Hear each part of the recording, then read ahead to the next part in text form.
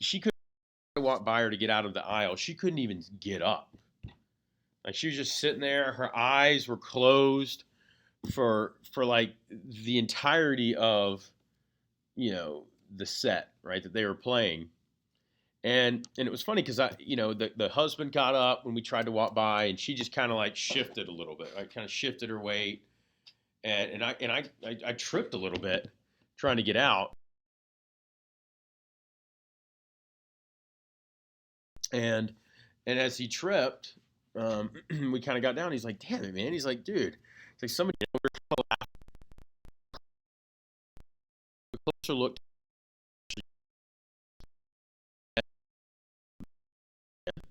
trying to get by them because again, it was the same thing. Husband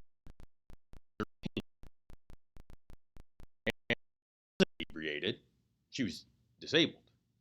Her husband, like later on, they left to leave the show to get out before the big crowd, and her husband had to like physically pick her up, help her to get to her cane. Now, and here's a lady that was sitting in these chairs were not comfortable. I mean, this was not like a posh section. I mean, they were great seats, but this was designed to watch hockey. This arena, so they were wooden seats that with very little padding, not real ideal for somebody who's got hip joint leg problems. And she was sitting there, and so she had a ship, and so um, it's funny. I kind of pointed out to Trent, and Trent's our national leadership development guy. I mean, this is a guy that personally coaches people professionally, and he was in that moment of putting somebody inside the box. He was inside the box towards this lady.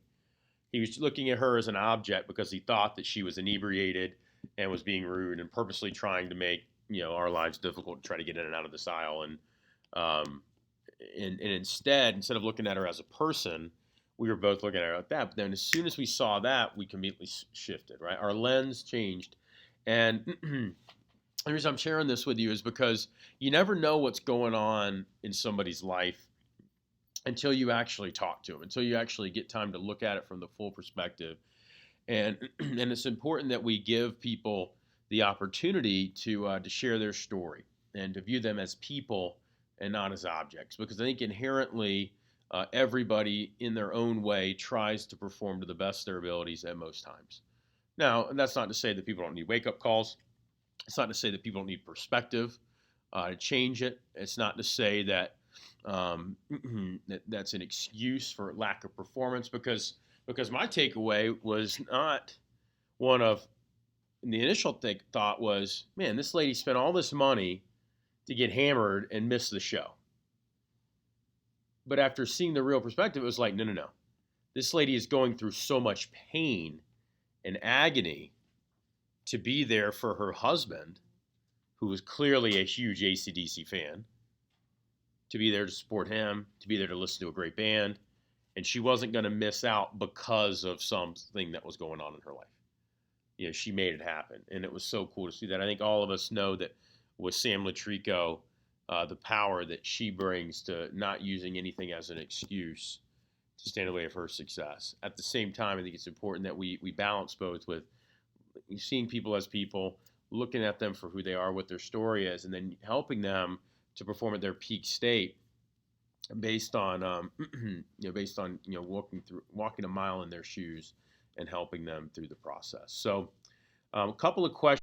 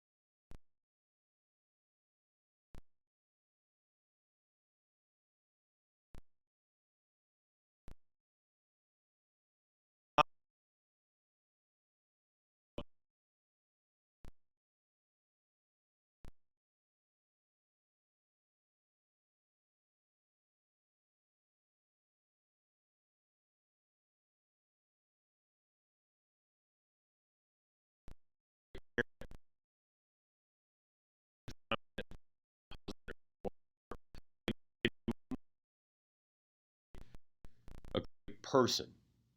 Maybe you want to be remembered for, hey, I want to be remembered for, help.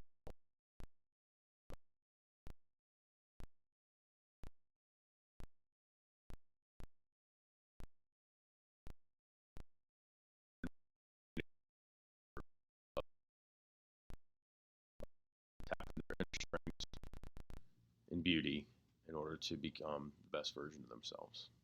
Okay?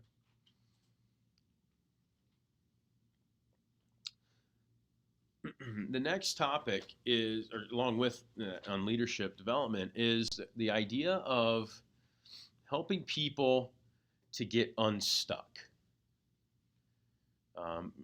We talk about being in D2, and I know that many of you guys are in D2.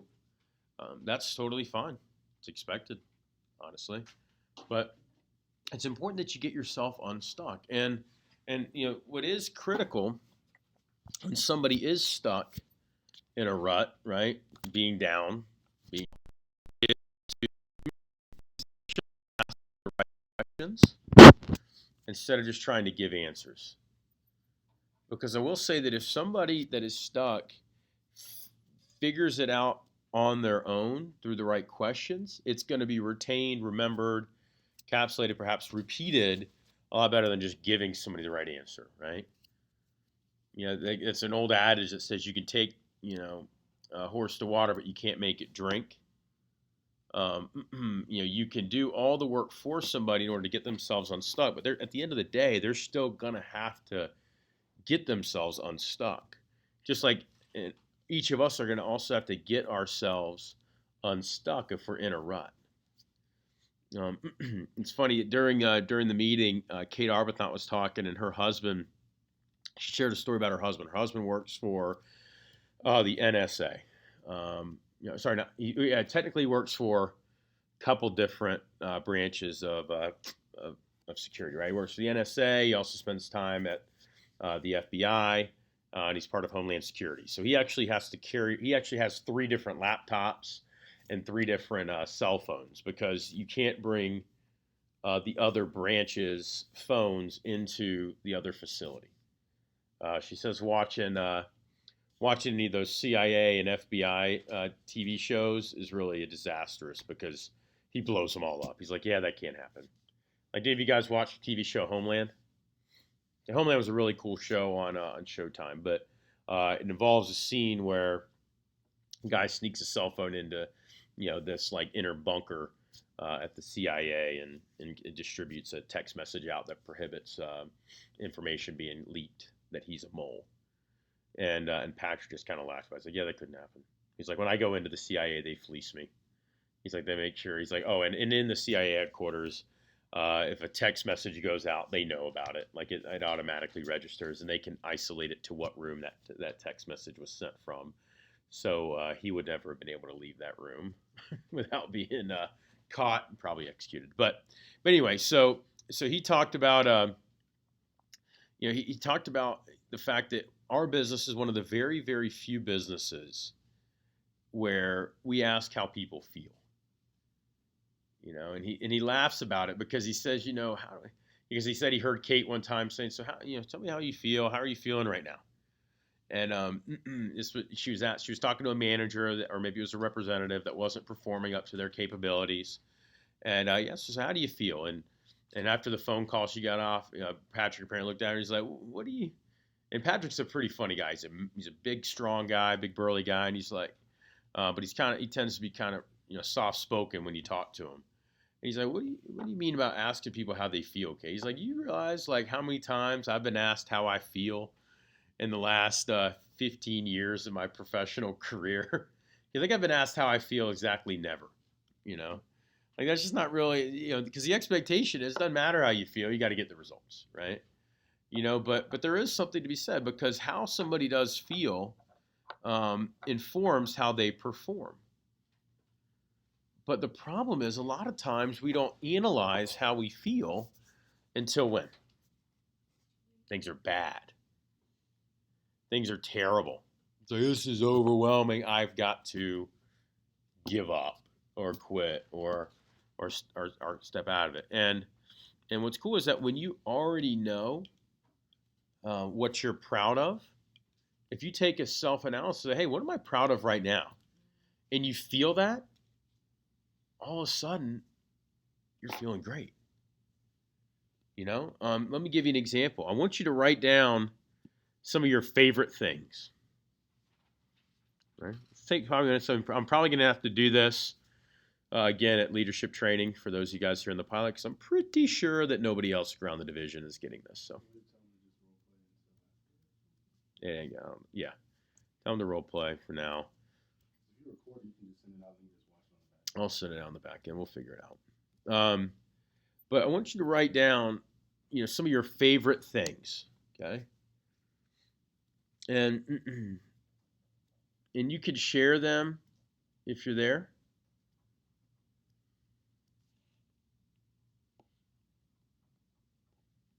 But write down your favorite things.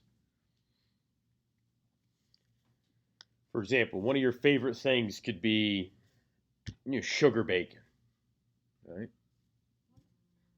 Sugar bacon's pretty awesome, actually. It could be dogs, puppies. It could be, reading books. It could be reading a certain type of book. It could be listening to a certain music, certain artist.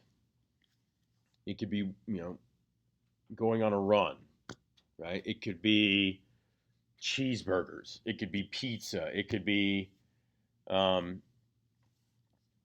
anything. I mean, some of your favorite things could be anything. So write down some of those favorite things.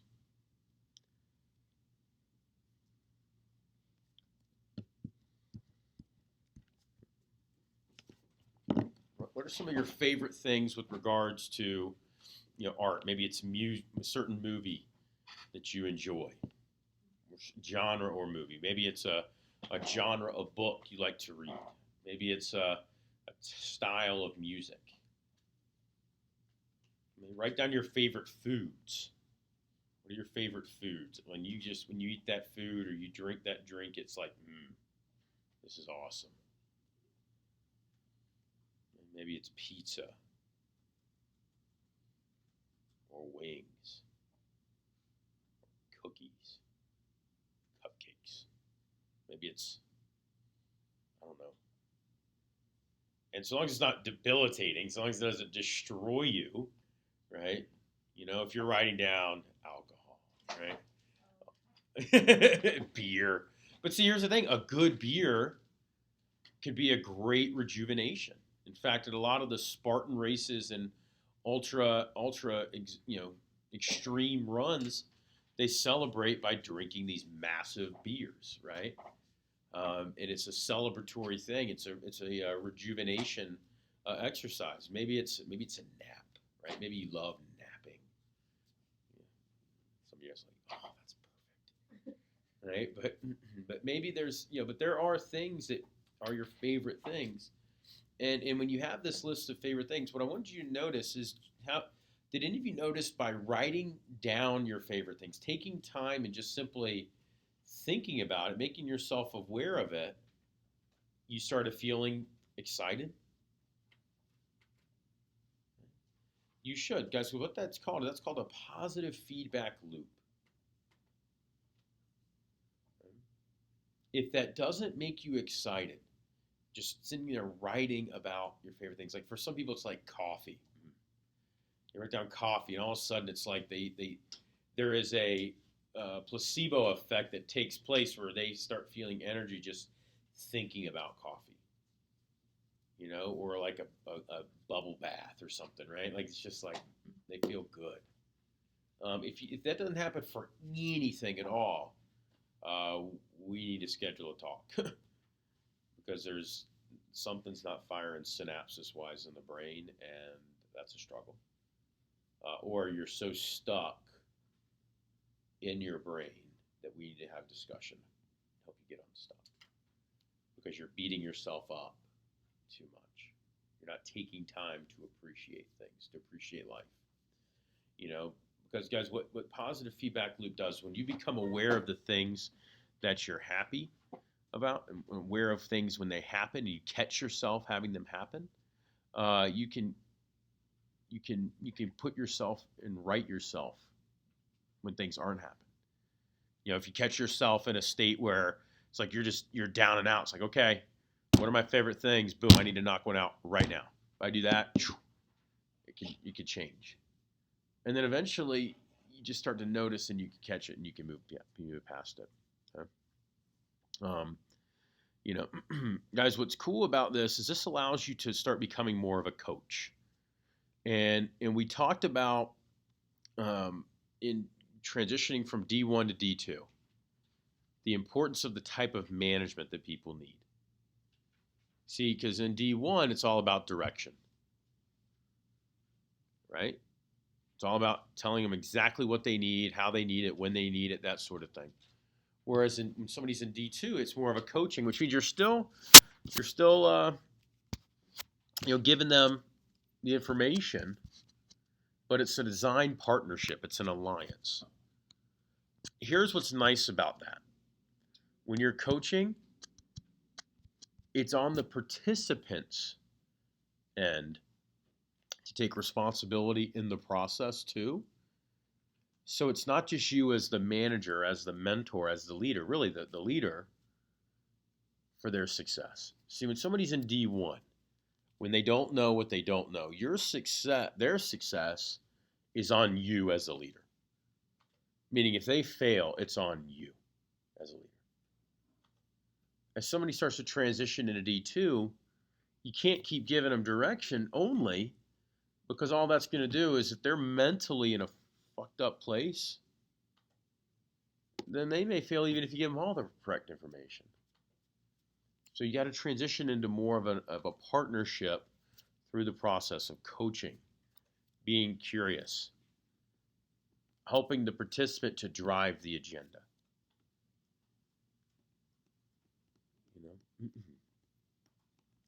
So what's great about that is you teach them when it's necessary.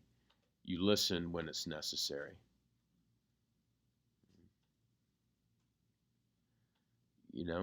Asking yourself when you're in crisis, say, hey, what do I need to do differently in order to get to a better state? What do I need to do differently in order to get myself on a higher ground? Because again, now going back into leader's shoes, as you're a leader, telling somebody what to do isn't nearly as effective as asking the right questions. Hey, so why do you think you feel that way? And what do you think you need to do in order to get yourself past it? It's assuming that your person you're leading is intelligent. They're starting to figure things out. They've now learned what they don't know because they've started to learn some things. And that's a great place to be in. It's a challenge if you don't understand it as a leader, though, because if you're just trying to give, you're going to get frustrated because they're not having to put anything into it themselves, and so they just get less and less committed, and so then therefore they never get over the hump. So, hopefully, guys, you've got some things that you've listed. Last thing that I'm gonna have you talk, or that I'm gonna talk about on the leadership part of this, is the concept of asking yourself the right questions to address your emotional state. And these are the questions that you want to ask. How am I feeling? How do I want to feel?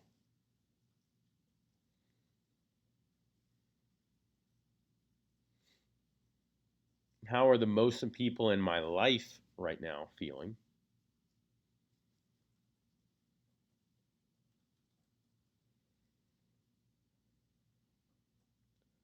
What do I need to be the best version of myself?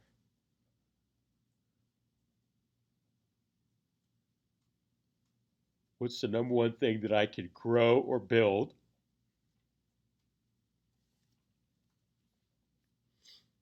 And who is someone that I can move forward my relationship with?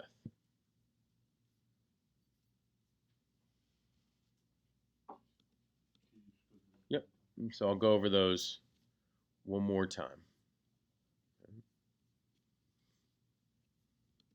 So, 7 questions. How am I feeling? How do I want to feel? How are the most important people in my life feeling?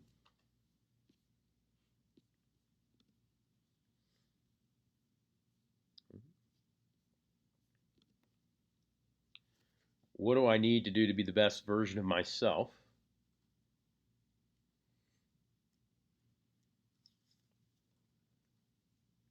What is the number one thing that I can do to grow myself? Or what is the number one area that I can grow in?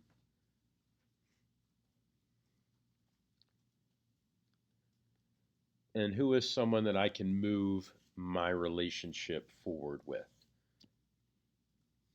That could be, for example, maybe there's something going on with mom or dad or something like that, right? And that's somebody that you just need to be consciously aware. Hey, I need to move my relationship forward a little bit with them. Okay? So,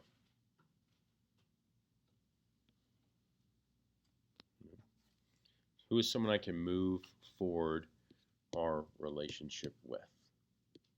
Okay? It can be business, it can be non-business, whichever, however you want to phrase that. So, all right, guys. I know we covered a lot of info there. With the business specific portion, right? We're working on the interview. We're talking about the interview. I think it's important to make sure that you're constantly practicing, not constantly, but taking some time consistently to review the interview and to read it, practice it out loud. Putting yourself into a we'll call it game-like situation. When I was playing basketball, I could sit around all day and shoot 3-pointers, shoot free throws, and I could hit them all day when it was just kind of casual. But in order to effectively perform in the games, the way that you perform well in the games is you gotta take intentionally difficult shots. In the book Talent is Overrated, they talk about intentional practice is better than just simply doing something leisurely. Okay, so people that became successful are great. So they didn't consider practicing fun. They purposely made it intense and difficult in an effort to become greater at what they did.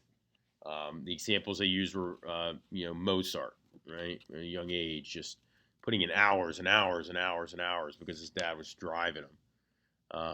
Tiger Woods, Muhammad Ali. He's got a famous quote that says, I've actually got it as it's one of the quotes on my early morning alarms that pops up on my phone. The alarm is titled "Suffer Now So You Can Live as a Champion." But the whole idea is it's a paraphrase of Muhammad Ali. He said, I hated every single moment of training, but I told myself, suffer now so you can live the rest of your life as a champion. And and so I equate that to running interviews. It's whenever you're practicing something, especially when it comes to role playing any part of the script or interview or training or anything else, getting great your skill set as a leader, as a manager here. It's important that you practice it as if you were giving it for a live audience. So standing up, reading it out loud, getting the form, the proper stance. I know I've heard stories of branch managers and district managers before they run their first training, literally getting up the night before and running it live, doing their intro talk in their full suit live at like the night before, getting ready for that first time running training when they're opening up their office. Standing in the middle of their bedroom, right, with chairs and objects set up in front of them like people, and delivering their message, practicing their eye contact, practicing their tone, practicing their pacing, their speed, all of that, and just doing it in an effort to become, again, great. And how you do one thing is how you'll do everything. Guys, that is so critical, because if you want to become a great parent and be a great, professional, and be a great, spouse, and be a great friend, and be a great, you keep adding it, right? You've got to give more of yourself to everything, not just one thing. And so it's great just to put yourself in that position early on, because, like I said, it doesn't get easier later. There is never a time when life is like, oh yeah, that's chiller, right? Maybe when you retire, right?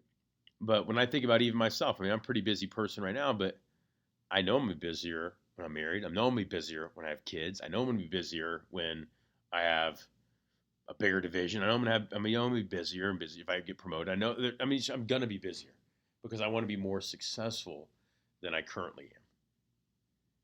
So, so again, guys, take time to, when you have built-in stuff in your schedule to practice certain things, do it intentionally, and do it with to the best of your ability, because it really doesn't take that much additional effort to practice the right way versus practicing.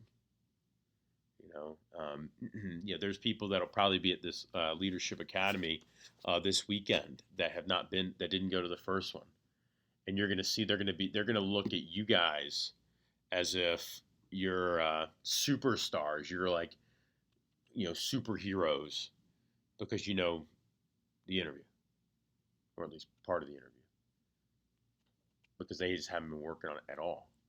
And I would venture to say that most of you probably have not been working on it all day, every day. In fact, I'd venture to say that most of you are probably just doing it for when you're running an interview, and then maybe rehearsing it occasionally on your own. Okay, if that is even the case. So, and you're still light years ahead of where some people are, which is exciting. So just imagine what you could do with just a little bit more. Okay? So guys, we're gonna drill for skill this group interview. I'm gonna have everybody do like a 3 to 5 minute section. So we're gonna run back into the back room. Divisionally, guys, as I mentioned, we've got prep happening on Saturday. Agenda will come out later this evening, as well as a video if this video doesn't go through, to help you with key success and tips. So thanks, guys, for being on. Pilot, we're going to get things rolling back in here. But let's do this. Let's have a great finish to Leadership Academy. See ya.